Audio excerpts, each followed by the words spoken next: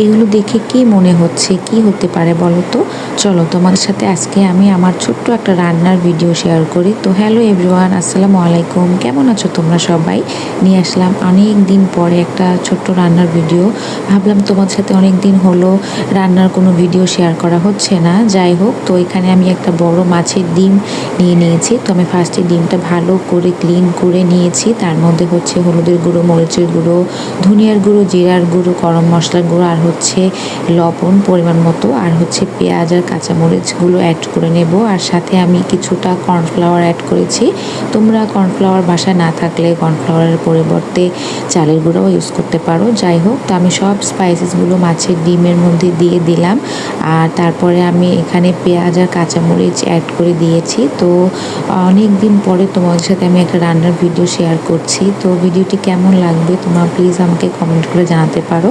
তো সব স্পাইসেসগুলো অ্যাড করে সুন্দর করে মাখাতে হবে, একদম ভালোভাবে কুচলিয়ে কুচলিয়ে মাখতে হবে। তারপরে হচ্ছে আমি আসলে যেহেতু নতুন রাঁধুনি, আমি পেঁয়াজ, আদা বাটা, রসুন বাটা অ্যাড করতে ভুলে গিয়েছিলাম। তো ইন দ্য মেন টাইম মাখার সময় আমার মনে হচ্ছিল আমি কী যেন মিস করে গিয়েছি।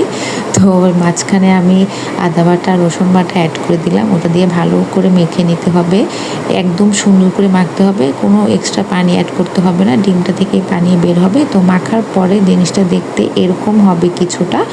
তো এখন আমি সুন্দর করে কড়াইতে তেল দিয়ে তারপর চামচ দিয়ে সুন্দর করে তেলের মধ্যে দিয়ে দেবো। তোমরা এটা হাত দিয়ে দিতে পারো, কিন্তু আমার মনে হচ্ছিল চামচ দিয়ে দিলেই সুন্দর হবে, যেহেতু একটু লিকুইড এটা। তো আমি সুন্দর করে সব ডিমগুলো আমি তেলের মধ্যে দিয়ে দিচ্ছিলাম। তো এটা হচ্ছে বেসিক্যালি পাঙ্গাস মাছের ডিম। অনেকেই খাও না, কিন্তু আমার মানে পার্সোনালি পাঙ্গাস মাছটা অনেক পছন্দ। তো গতকাল আমি একটা মাছ কিনে এনেছিলাম এবং সেটার মধ্যে বেশ তোমরা দেখতে পেয়েছো অনেক ভালোই ডিম হয়েছে। তো চটপট করে আম্মুকে ফোন দিলাম, আর আম্মু আমাকে এই মাছের ডিমের মানে বড়াটা বানাতে বললো, সে আমাকে রেসিপিটা বললো। তো আম্মুর রেসিপি ফলো করে আমি এটা বানিয়েছি লাইফে for the first time, and trust me, এটা খেতে অনেক অনেক মজা হয়েছে। যারা কখনো খাওনি প্লিজ ট্রাই করতে পারো অ্যান্ড আমাকে কমেন্ট করে জানাতে পারো। তো সুন্দর করে ভাজা এক পর্যায়ে যখন এক সাইড ভাজা হয়ে যাবে, তো ইন দ্য মিন টাইম আমি সাইড পাল্টে দেবো, আর একদম অন্য পাশ করে দেবো। তো ভিডিওটি কে কোথা থেকে দেখছো আমাকে কমেন্ট করে জানাতে পারো। আফটার এ লং টাইম আমি তোমার সাথে একটা রান্নার ভিডিও শেয়ার করছি।